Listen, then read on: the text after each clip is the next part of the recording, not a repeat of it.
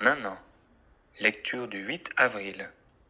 Luc, chapitre 12, versets 35 à 59. Que vos reins soient sains, et vos lampes allumées. Et vous, soyez semblables à des hommes qui attendent que leur maître revienne des noces, afin de lui ouvrir dès qu'il arrivera et frappera. Heureux ces serviteurs que le maître, à son arrivée, trouvera veillant. Je vous le dis en vérité, il se scindra, les fera mettre à table et s'approchera pour les servir. Qu'il arrive à la deuxième ou à la troisième veille, heureux ces serviteurs, s'il les trouve veillants. Sachez-le bien, si le maître de la maison savait à quelle heure le voleur doit venir, il veillerait et ne laisserait pas percer sa maison, vous aussi. Tenez-vous prêts, car le Fils de l'homme viendra à l'heure où vous n'y penserez pas. Pierre lui dit, Seigneur, est-ce à nous ou à tous que tu adresses cette parabole? Et le Seigneur dit, quel est donc l'économe fidèle et prudent que le maître établira sur ses gens pour leur donner la nourriture au temps convenable? Heureux ce serviteur que son maître, à son arrivée, trouvera faisant ainsi.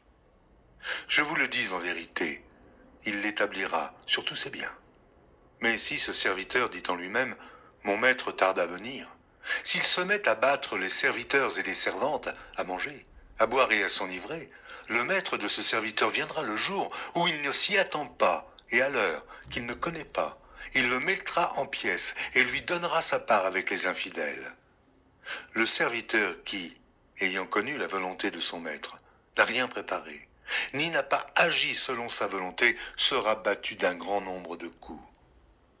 Mais celui qui, ne l'ayant pas connu, a fait des choses dignes du châtiment, sera battu de peu de coups. On demandera beaucoup à qui l'on a beaucoup donné, et on exigera davantage de celui à qui l'on a beaucoup confié. Je suis venu jeter un feu sur la terre, et qu'ai-je désiré, s'il est déjà allumé? Il est un baptême dont je dois être baptisé, et combien il me tarde qu'il soit accompli. Pensez-vous que je sois venu apporter la paix sur la terre? Non, vous dis-je, mais la division. Car désormais, 5 dans une maison seront divisés, 3 contre 2 et 2 contre 3. Le père contre le fils, et le fils contre le père. La mère contre la fille, et la fille contre la mère. La belle-mère contre la belle-fille, et la belle-fille contre la belle-mère. Il dit encore aux foules, quand vous voyez un nuage se lever à l'Occident, vous dites aussitôt, la pluie vient, et il arrive ainsi.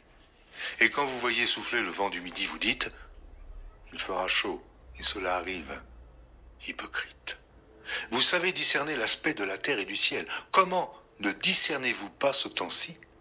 Et pourquoi ne discernez-vous pas de vous-même ce qui est juste? Lorsque tu vas avec ton adversaire devant le magistrat, tâche en chemin de te dégager de lui, de peur qu'il ne te traîne devant le juge, et que le juge ne te livre à l'officier de justice, et que celui-ci ne te mette en prison. Je te le dis, tu ne sortiras pas de là que tu n'aies payé jusqu'à dernière pite. Deutéronome, chapitre 32, versets 28 à 52. C'est une nation qui a perdu le bon sens, et il n'y a point en eux d'intelligence. S'ils étaient sages, voici ce qu'ils comprendraient, et ils penseraient à ce qui leur arrivera. Comment un seul en poursuivrait-il 1000, et 2 en mettraient-ils 10 000 en fuite, si leur rocher ne les avait vendus, si l'Éternel ne les avait livrés? Car leur rocher n'est pas comme notre rocher, nos ennemis en sont juges. Mais leur vigne est du plan de Sodome et du terroir de Gomorrhe. Leurs raisins sont des raisins empoisonnés, leurs grappes sont amères. Leur vin, c'est le venin des serpents, c'est le poison cruel des aspics.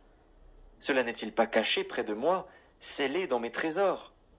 À moi la vengeance et la rétribution, quand leur pied chancellera. Car le jour de leur malheur est proche, et ce qui les attend ne tardera pas.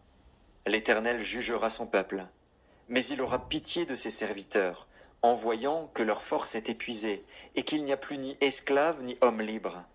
Il dira, où sont leurs dieux, le rocher qui leur servait de refuge, ces dieux qui mangeaient la graisse de leurs victimes, qui buvaient le vin de leurs libations? Qu'ils se lèvent, qu'ils vous secourent, qu'ils vous couvrent de leur protection. Sachez donc que c'est moi qui suis Dieu, et qu'il n'y a point de Dieu près de moi. Je fais vivre et je fais mourir, je blesse et je guéris, et personne ne délivre de ma main.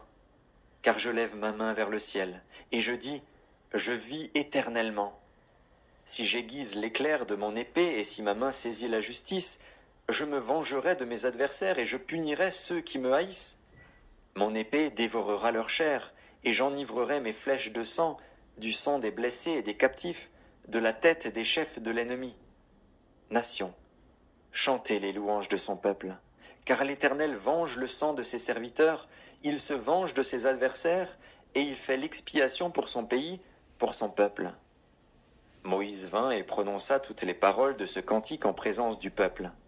Josué, fils de Nun, était avec lui. Lorsque Moïse eut achevé de prononcer toutes ces paroles devant tout Israël, il leur dit, « Prenez à cœur toutes les paroles que je vous conjure aujourd'hui de recommander à vos enfants, afin qu'ils observent et mettent en pratique toutes les paroles de cette loi. Car ce n'est pas une chose sans importance pour vous, c'est votre vie, et c'est par là que vous prolongerez vos jours dans le pays dont vous aurez la possession, après avoir passé le Jourdain. » Ce même jour, l'Éternel parla à Moïse et dit, « Monte sur cette montagne d'Abarim, sur le mont Nebo, au pays de Moab, vis-à-vis de Jéricho, et regarde le pays de Canaan que je donne en propriété aux enfants d'Israël. Tu mourras sur la montagne où tu vas monter, et tu seras recueilli auprès de ton peuple, comme Aaron, ton frère, est mort sur la montagne de Hor et a été recueilli auprès de son peuple, parce que vous avez péché contre moi au milieu des enfants d'Israël, près des eaux de Mériba, à Kadès, dans le désert de Tsin, et que vous ne m'avez point sanctifié au milieu des enfants d'Israël. Tu verras le pays devant toi, mais tu n'entreras point dans le pays que je donne aux enfants d'Israël. » Psaume, chapitre 78, versets 56 à 64.